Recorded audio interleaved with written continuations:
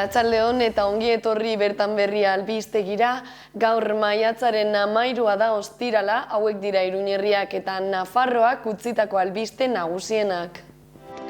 Hezkuntza Departamentuak Nafarroko Udal Konfederazioarekin koordinatzeko organoa aktibatu du eta 03 plataforma gonbidatu du maiatzaren 18an negoziatzen hasteko. Eskubide Sozialetako Departamentuak 6.000 lanpostu sortzea diruz lagundu zuen 2021an aurreko urtean baino 13% gehiago. Iruñeko udalak eta udal haur-eskolen erakunde autonomoak lan eskaintza publikoa onartu dute 270 lanpostu egonkortzeko. Familia errefuxiatuak hartzeko hutsik dauden etxe bizitzak debalde uzteko deia egin die Nafarroko gobernuak herritarrei. Nafarroko gobernuak gizarte erakundekin duen lankidetza berritu du emakumeen aurkako indarkeria desagerrarazten laguntzeko. Haur ospitaleratuaren eguna ospatuko da gaur Nafarroko Ospital Unibertsitarioak eta bertzea flash mob bat zabalduko du, opariak banatuko ditu eta suhiltzaileen bizita jasoko du. Pico Reja, la verdad que la tierra esconde dokumentalak publikoaren saria jaso du memoria duten irudiak topaketaren 4. edizioan. Javier Muro artista Nafarraren Los Días erakusketa ikusgai izan da Nafarroko museoan. Artxibarko Torre de Uriz landa hotel xarmangarria berriz ireki dute 2 urtez itxita egon ondoren. Funtzionalitatearen edertasuna da Josu Rada diseinatzaile sarituaren ibilbidea jasotzen duen erakusketaren ardatza.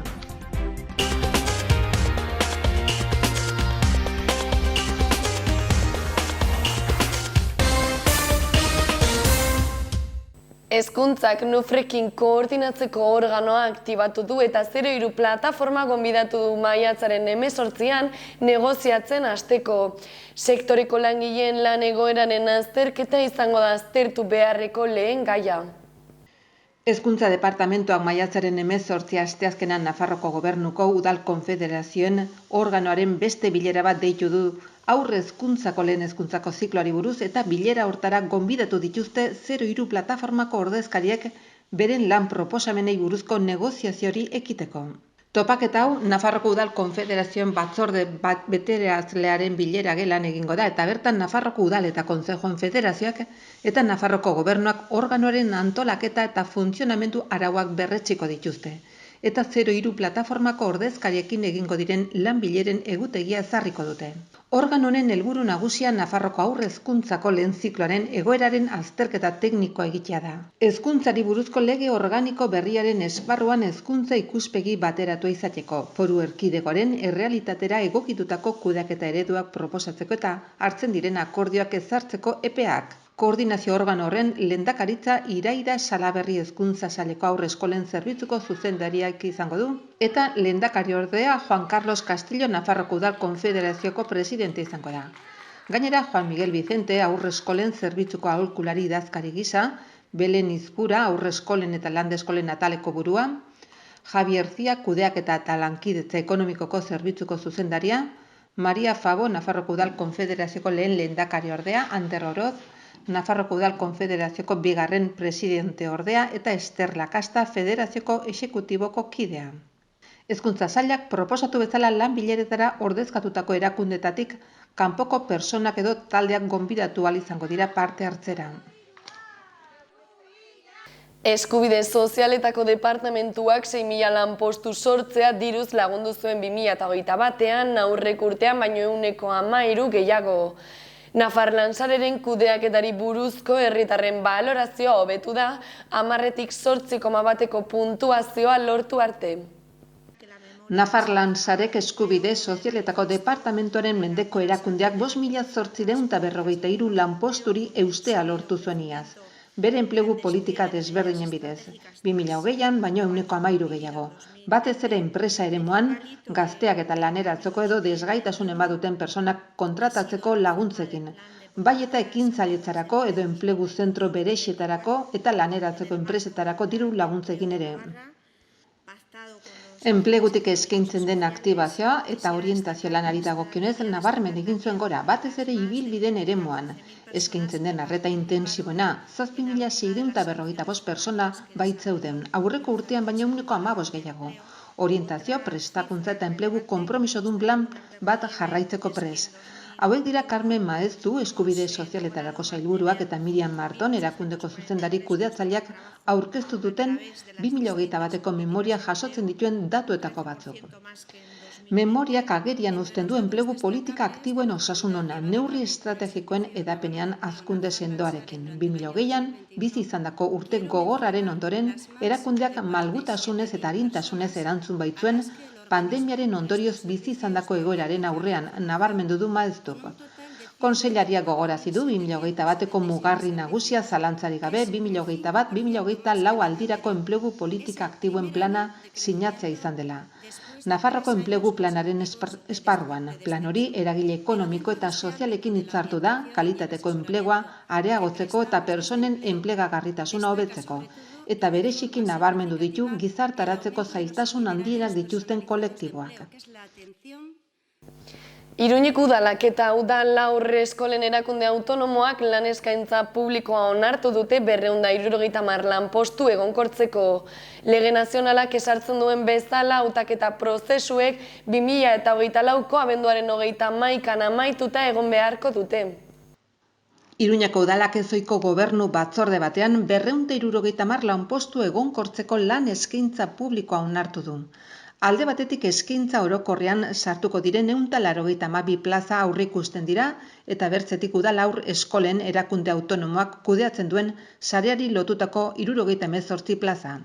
Plazen zerrenda zehatza ekainaren 1 baino lehen argitaratuko da Nafarroko aldizkari ofizialean.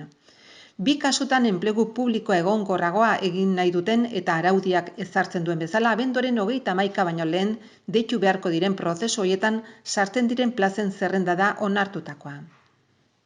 Toki administrazioak eta bere erakunde autonomoak 2 urteko epea izango dute data horretatik aintzinera prozesuak amaitzeko eta plazak behin betiko esleitzeko. Lehenengo kasuan giza baliabideen arloak egin du plaza bakoitzaren identifikazio zehatza eta bigarrenean haur eskolen zuzendaritzak 2 lan eskaintza publikoak plantillako ordezkaritza sindikalekin dagozkien negoziazio prozesuen ondoren planteatzen dira. Lan eskaintza publiko hau Espainian iazko abenduan onartutako presazko neurrien legeari erantzuten dio. Europar Batasuneko Justizia Auzitegiak Espainiako enplegu publikoren behin-behinekotasun handiaz ohartarazi ondoren. Familia errefuxiatuak hartzeko hutsik dauden etxebizitzak doan lagatzeko deia egin dien Nafarroako gobernuak herritarrei. Nasubintza Sozietate Publikoak Gurutze Gorria eta CEAR elkarlanean arituko dira etxebizitzen egoera eta beharrak baloratzeko.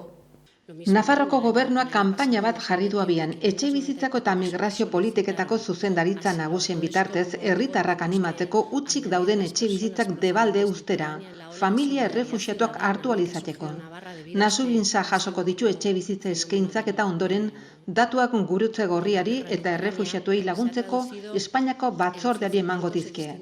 Familia bakoitzaren beharraren eta kalteberatasunaren arabera egokitasuna balora dezaten. Kanpaina Eneko Larrarte etxebizitzako zuzendari nagusiak eta Patricia Ruiz de Irizar migrazio politiken zuzendari nagusiak aurkeztu dute, Juanjo San Martin eta Idoia Uneka Nafarroko Gurutze Gorriko eta CEARreko koordinatzaileekin batera. Herrialde ezberdinetako krisi humanitarioak milioika persona behartu dituzte beren etxetatik ihes egitera. Arraza, erlijio, nazionalitate, iritzi politiko, talde sozial genero edo sexu orientazio jakin bateko kide izateagatik. Jazarpena, jasateagatik baita Errusiak Ukraina berriki militarki inbaditzeagatik ere. Azken urtean 1974 errefuxiatu iritsi dira Nafarrora, nazioarteko babeserako akreditazio duten bi erakundeak Gurutze Gorriak eta CEARrek emandako datuen arabera. Zehazki 1188 Ukrainiatik etorritakoak dira, joan den otsailaren 24an, Errusiak bere herrialdea inbaditu ondoren. Gainerako, 412ak berriz 30 bat herrialdetikoak dira, eta Kolonbian nabarmentzen da guztien gainetik 157. Eta Afganistan 88 eskaera jaso ditu azken 12 hilabetetan. Testu inguru horretan, Nafarroko gobernuak errefuxiatuentzako etxebizitza partikularrak erakartzeko plana aktibatu du. Estamos acreditadas para gestionar el programa de acogida. Nafarroako gobernuak gizarte erakundeekin duen lankidetza berritu du emakumeen aurkako indarkeria desagerrarazten laguntzeko.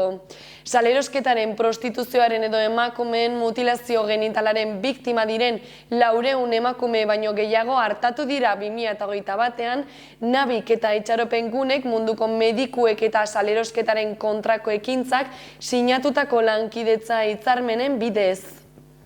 Nafarroko gobernuak Nafarroko Berdintasunerako Institutoren bidez lankidetza berritu du hainbat elkarte eta erakunderekin emakumeen aurkako indarkeria desagerrarazten laguntzeko.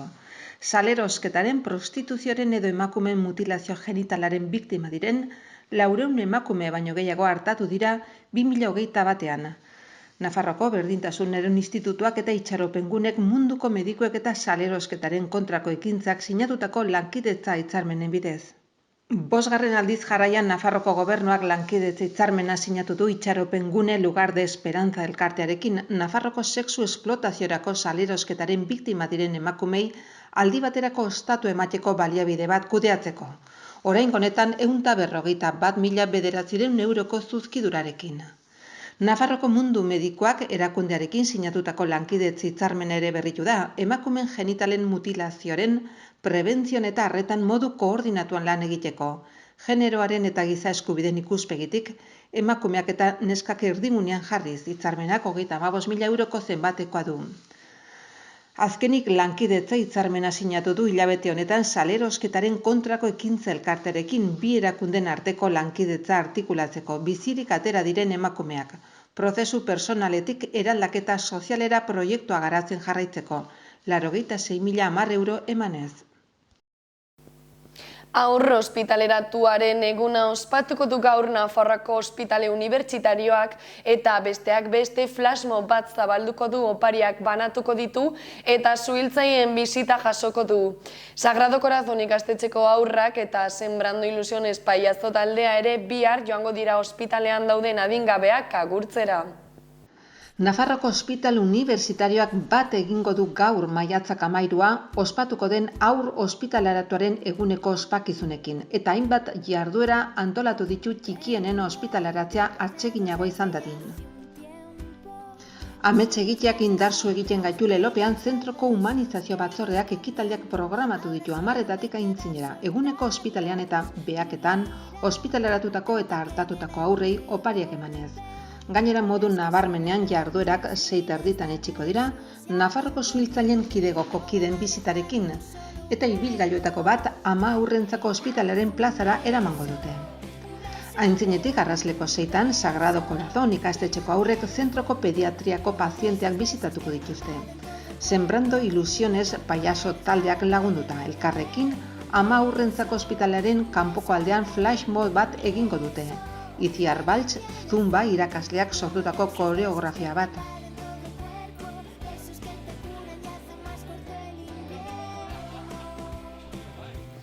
Picorreja, la verdad que la tierra esconde dokumentalak publikoaren saria jaso du memoria duten irudiak topaketaren 4. edizioan. 1.500 pertsona bildu dira memoriaren Nafarroako Institutuak antolatutako ikusentzunezko saio honetan. Remedios Malvarez eta Arturo Andujarren La verdad que la tierra esconde dokumentalako publikoaren saria lortu du Nafarroko gobernuko bakearen bizikidetzaren eta giza eskubideen zuzendaritza nagusiaren memoriaren Nafarroko Institutuak antolatutako memoria duten irudiak ikusentzunezko topaketaren 4. edizioan. Gregorio Mendezen, Antonio José Pavana Tristek eta Maria Rodríguezen eta Mariano Agudoren Horacio el último alcaldek ikusleen 2. eta 3. saria lortu zuten. Edizioa apirilaren 28-tik 29 bitartean egin zen Golen Baionan eta 1.300 pertsona inguru bildu ziren bertan. 13 dokumental, 11 film luze eta 2 film labur proiektatu ziren. Memoria historikoarekin lotutako gaiak ardatz hartuta. Proiekzio guztietan beren errealizadoreak izan ziren beren lanak aurkeztu zituzten eta lehen aldiz sari hau emateko boto emateko aukera izan duten ikuslekin solasaldietan parte hartu zuten. Remedios Malvarezek eta Arturo Andujarrek zuzendutako dokumentalak Pico Rejako Sevillako hilobiaren historia azalaratzen du. Hilobi hori 2020an ireki zen eta bertan errepresio frankistaren 2000 biktima zibil baino gehiago aurkitu ziren. Korpuak lurpetik ateratzeko lanen xehetasunekin batera dokumentalak hildako batzuen senidei ahotsa ematen die. Remedios Malvarez eta Arturo Andújar Producciones Singulares plataformaren arduraduna dira 2011tik irudiaren publizitatearen, diseinuaren eta musikaren munduko profesional independenten plataforma. Para contar todo lo que pasó. Es que son auténticos libros de historia, está contándote la fosa lo que pasó. Javier Muro artista nafarraren Los Días erakusketa ikusgai izanen da Nafarroako museoan. Gaur hasi eta 2023ko martxoaren 12 arte Kaperan egingo den erakusketak artistaren 8 artelan erakutsiko ditu eta horietako 2 proiektu honetarako berariaz eginak. Nafarroko museoak inauguratu du bere Kaperan Javier Muro artista Nafarrak 2023ko martxoren 13 arte bisitatu ahal izango duen Los Días aldi baterako erakusketa eta 2020 eta 2022 bitartean sortutako 8 artelan berriko osatzen dute. Nafarroko museoaren 1982ko lana izan ezik. Prentsaurrekoan izan dira Ignacio Apeztegian, Bianako Printzia erakundeko kultur zuzendari nagusian, Javier Muro erakusketaren protagonista, Susana Irigaray Nafarroko Gobernuko museoen zerbitzuko zuzendaria eta Mercedes Jover Nafarroko museoko zuzendaria. Javier Muro artistak azaldu duenez, proposamenak etxekoaren eta sakratuaren ustekabekoaren eta ohikoaren arteko denboran zehar ibiltzea eskaintzen du. Arte guztia garaikidea da. Kaperan garatzen da eta iraupena luzekoa maiatzetik martxora erakusketa lerro badu, jardunean dauden artista nafarrena. 2018tik Dora Salazar, Carlos Irijalba, Celi Eslava eta Gentz del Valle autorek parte hartu dute.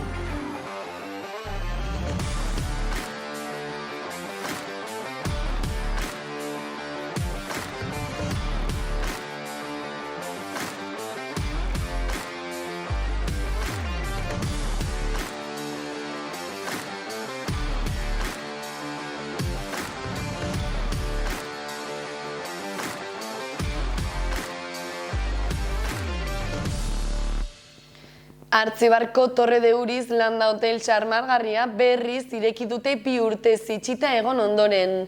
13. mendeko eraikina interes kulturaleko ondasun izendatua, Nafarroako gobernuak zaharberritu eta turismo ostatu gisa gaitu zuen. 2 urte igaro dira Artzibarrean Torre de Uriz landa hotel xarmangarria itxi zutenetik. Eta bertan izan dira bertze Carlos Oroz, Bailarako alkatea Carlos García Cederna Garalurreko garapen agentea Margari Kueli, turismo eta merkataritza antolatu eta sustatzeko zerbitzuko zuzendaria eta Maitena Ezkutari turismo, merkataritza eta konsumo zuzendari nagusia. Eraikin historikori Nafarroko gobernuaren titulartasunekoa duela hamarkada bat baino gehiago zahar berritu eta finantzatu zuena.